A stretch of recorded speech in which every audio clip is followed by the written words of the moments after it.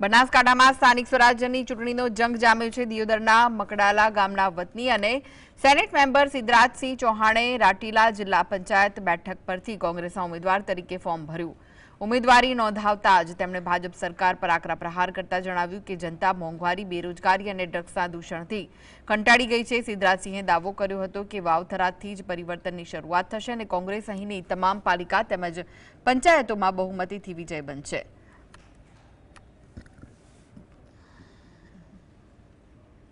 વાવથરા જિલ્લાની અંદર કોંગ્રેસનું એક જબરજસ્ત વાતાવરણ છે અને તમે જોઈ શકો છો કે બહોળી સંખ્યામાં અત્યારે જે વિધાનસભા અને સાંસદ સભ્યની ચૂંટણી હોય એવો માહોલ અત્યારે જિલ્લા પંચાયતની પકડાણો છે। એના ઉપરથી લાગી રહ્યું છે કે કોંગ્રેસ પાર્ટી તરફ આ વખતે પ્રજાનો ઝુકાવ છે અને પ્રજા એ ભાજપના તંત્રથી થાકી ચૂકી છે।